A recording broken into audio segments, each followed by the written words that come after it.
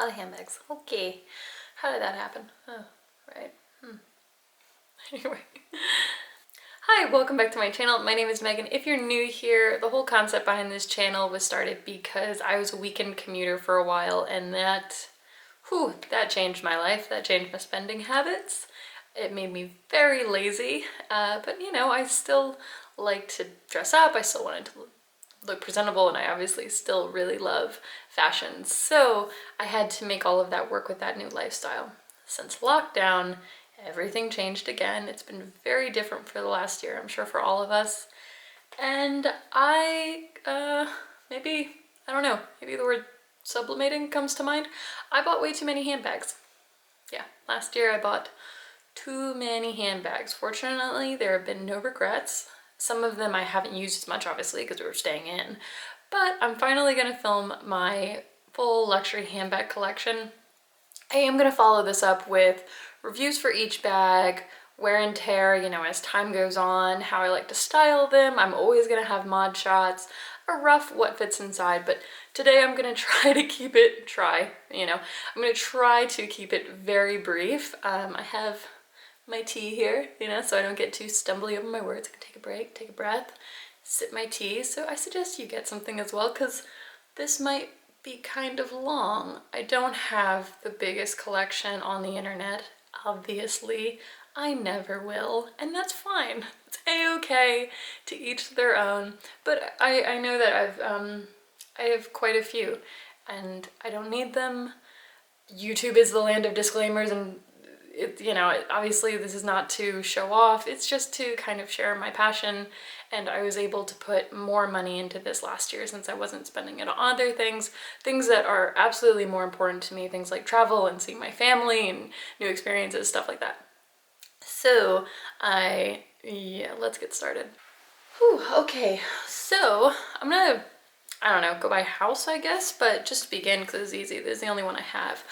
I do keep them all in their dust bags because I have naughty kitties. If you're new here, they occasionally make an appearance, and they like to fluff their fur everywhere. They chew on things, yeah. So I have to keep everything tucked away nice and neat in their dust bags. To start out with, this is my Tom Ford flat bag, I guess. I love this bag. It's that gorgeous caramel brown, camel shade. When did people start calling it caramel? Anyway, it's the exact same color as, the brown Chanel bags that are everywhere, the Lady Dior that is all over Instagram right now. But I got this 2.5 years ago from a consignment shop. It was heavily discounted. This was the very first luxury bag I ever bought. And I was really I was so excited, but really nervous, and I felt like $1 million when I walked around with this thing. I think it's the only tan bag I have, and it's the only tan bag I feel like I need. I'm already starting to ramble too much. Phew, okay. What next? Ooh, okay.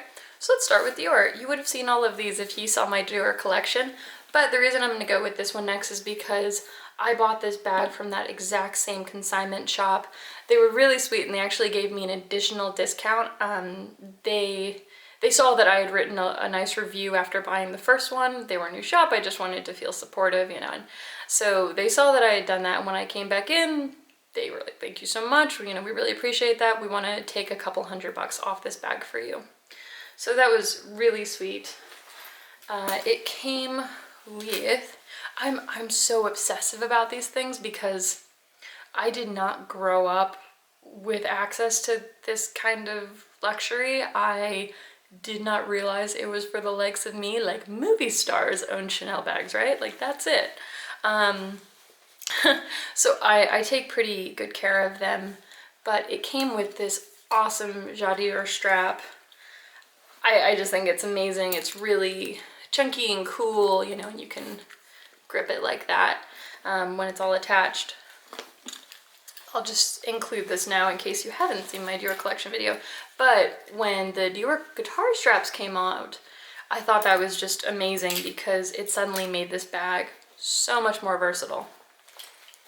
I'm just realizing that there's going to be a lot of editing out little chunks from like shuffling with things and having to move things out of the way. Okay, continuing with Dior. This is one of my most recent purchases. This was the embroidered Dior Addict. I love this bag. It's just so different. This is one of my husband's favorite bags, and it comes with, ooh, making a mess. It comes with this gold chunky chain. I don't know how people get organized for these videos, unless they just literally take all the little snippets out when you're reaching for things, but it comes with this awesome little chain. And why am I saying little? It's heavy and chunky and fabulous. But I love that you can also attach to these D-rings. You can use a mitza, you can make like a little cute little clutch situation, or you could use your guitar strap. It just seemed really versatile when I was trying it on in store, and literally has every color that I love. So it matches with everything. I would even be that crazy person wearing it with a dress like this, because this has also all the colors, but they're kind of muted. So yeah, I would do that. Next for Dior, I have the Lady Dior pouch. I'm gonna try not to gush over every single bag when I raise it up like, ooh, I love this. But I do really love this. Actually, my pouch review is one of my most viewed videos on YouTube, which really thrills me because this bag doesn't get enough love on here. I think it's so much better than the walk versions. But as I mentioned on that video, it comes with an 8-slot card holder and a little pouch. This is lambskin with the puffy little quilt, still in perfect condition. It's just the most perfect black clutch, in my opinion anyway, and it really made me excited for a bigger, like full-size proper Lady Dior, just because they are so puffy and beautiful and a little different from the Chanel quilts. If I've done any reviews on any of these videos, I will link them all below in case you're interested if you haven't seen them yet. But as I said, I'm going to follow up probably in the next few weeks. I'm going to cover a review for all of these bags. Okay, next I have my Mark Cross. I've done a review for this one as well, but I completely forgot to mention, someone reached out to me on Instagram and they reminded me, but I completely forgot to mention that these little toggles, these clasps, they are the stiffest thing in the world. It's cool that it's not just the usual lobster claw, but they're so stiff. I never take them off, and that's why I completely forgot to mention it. But you have to use both hands to get those suckers off, which maybe that's a good thing. It's secure, but I love this one, the forest green. I did get this at 50% off at the beginning of 2020 when lockdown happened. Mark Cross was having their seasonal sale anyway. They're just absolutely brilliant for, a luxury bag, but it's a seventh? A seventh! Gosh, even when I'm saying it, I can't believe it, but it's just such a small fraction compared to a Chanel bag. And these are gold plated and stunning. So next, my other Mark Cross bag. This was one of my most used in the summer and probably one of my most complimented. I do occasionally take the straps off of this one just because I think it's very cute handheld. It has the gingham on the leather and again, gold plated, just really different and special for a little wicker bag. Also 50% off. It has the red twill lining. Their leather grace bags are, they all have a red Napa lining.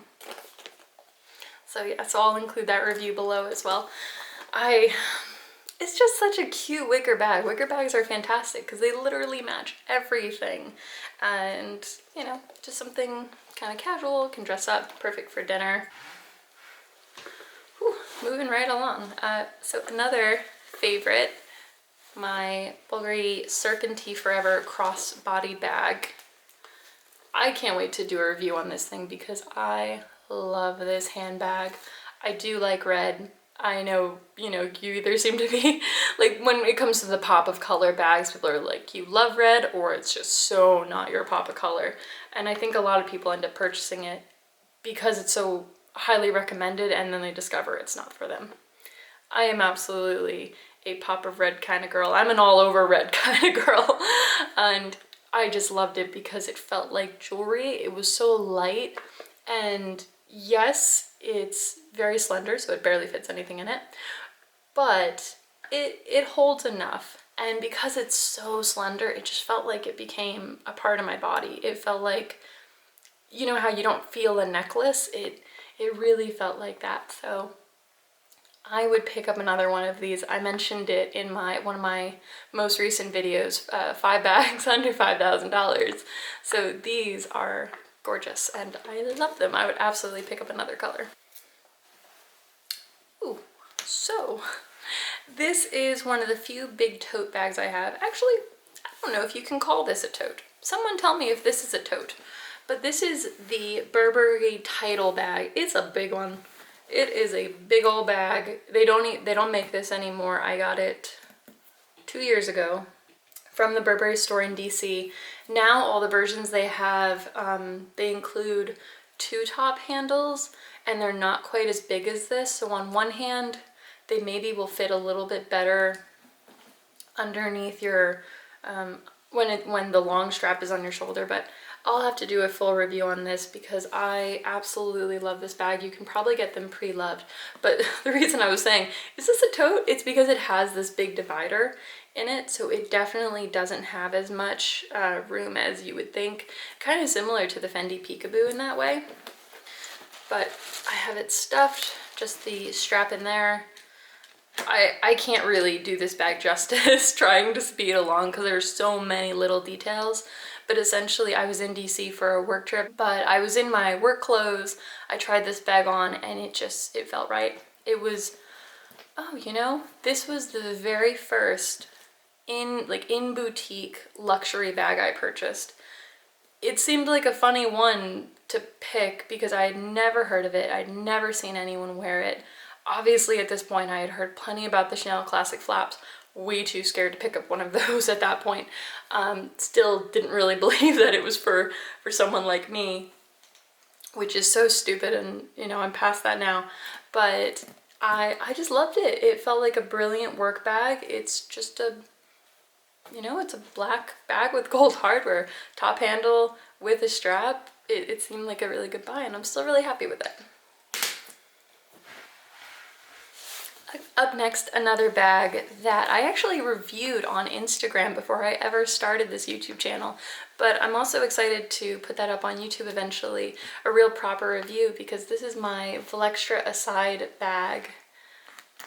I have the little Dior Mitza on there right now, just because I feel like it dresses it up. The colors went really nicely together, but it's just, you know, it's a gorgeous bag, an off-white.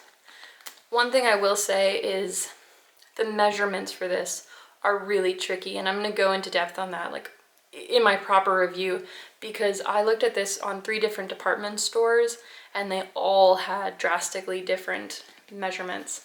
What else do I want to say about you? Oh, I did get this at 30% off at Neiman Marcus, I believe. I know Nordstrom carries them. Obviously you can get them from the Valextra site online, and yeah, Neiman Marcus. Keeping with top handle bags, this is my only Ferragamo bag, and it did recently get wounded on a trip. It was completely my fault, but it just has a teeny little white spot right there because I was hasty when getting out of a car.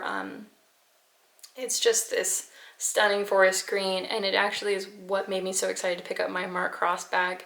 This is the, I think it's called the Box. Gosh, why am I forgetting this? But they have like XYZ in it to celebrate all the different generations. They did a really cool campaign, and it's an enormous bag. One thing that was kind of frustrating was on Nordstrom, the measurements were incorrect. They also called this the medium size. When you compare it to the Ferragamo site, this is very clearly listed as the large. So they had the measurements all messed up. I wouldn't normally pick a bag this size, but I have loved using it.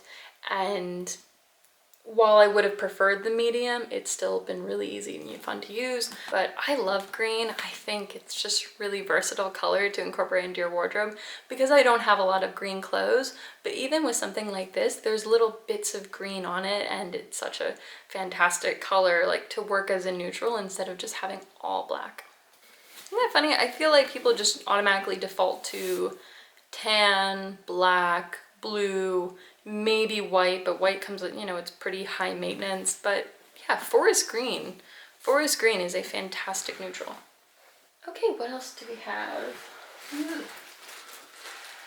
Okay, so I would not normally have this be all, you know, zipped up and closed off, but this is my work bag and I'm not going into work right now. This was also my trusty companion when I had to commute for 5 hours on the train.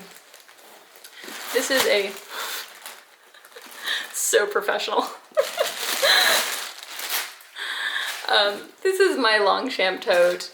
It's a brilliant bag. It's a little bit softer than, okay, it's a lot softer than Louis Vuitton Epi, but it has a really similar texture to it. It's really simple, but it has the bright orange interior.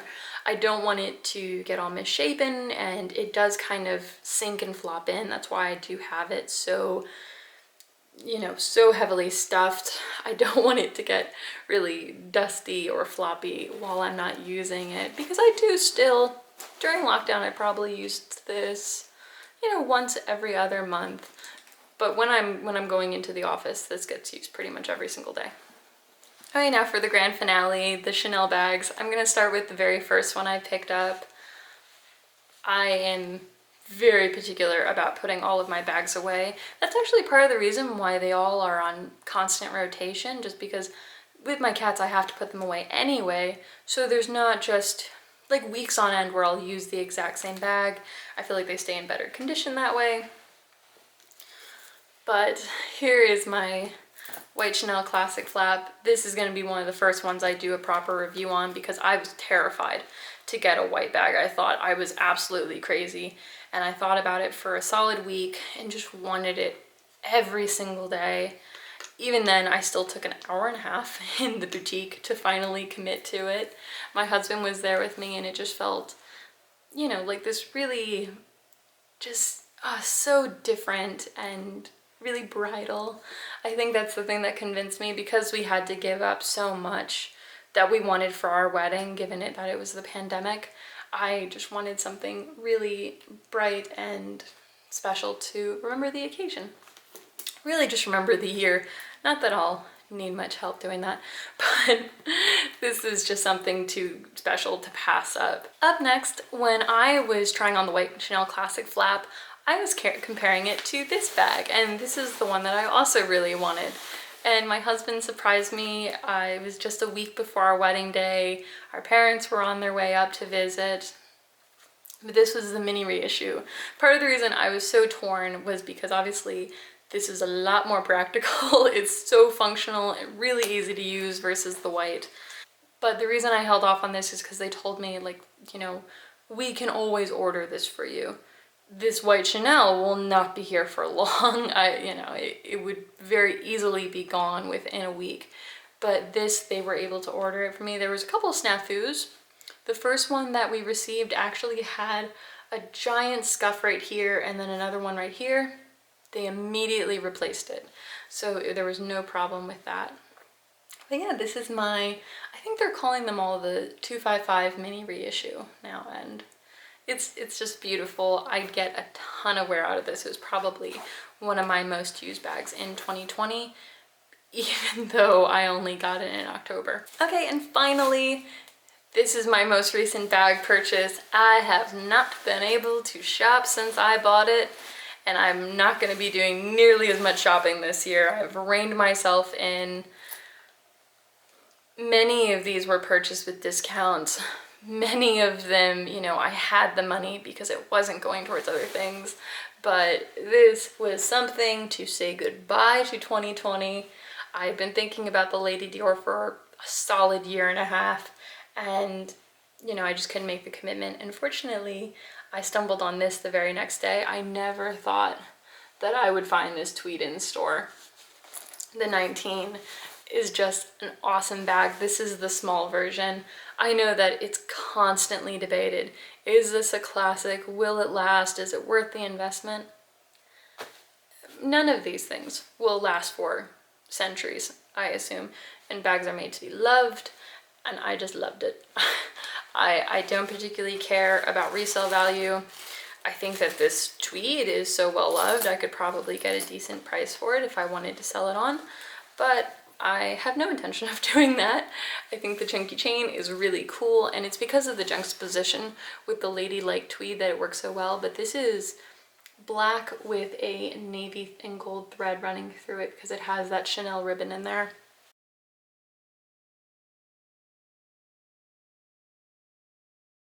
If you made it to this point, thank you so much, and thank you to everyone who subscribed. I really can't believe that I actually made it to 100 subscribers. I didn't expect anyone to watch these videos, but so many women inspired me on here, and it just became a really fun hobby, just a good escape from working from home day after day, and a really nice way to connect with people. My poor husband has to hear about all of these bags every single day, so the fact that I can finally share them with people who are interested in them too, it really means a lot to me. If you haven't already, I would love it if you would like and subscribe and come back for all the reviews, because I'm going to do a review on every single one. It'll include mod shots. You'll actually see how it moves on my frame. It should be, yeah, I think this whole experience has just been a lot of fun, and I really enjoy the process. So thanks for coming along. Wherever you are, I'm wishing you a very happy new year, a very safe and hopefully different 2021. I know we all had a tough one, and hopefully we can just move forward, things will get better, and enjoy and just like appreciate what we have. So until then, I'll talk to you next time. Bye.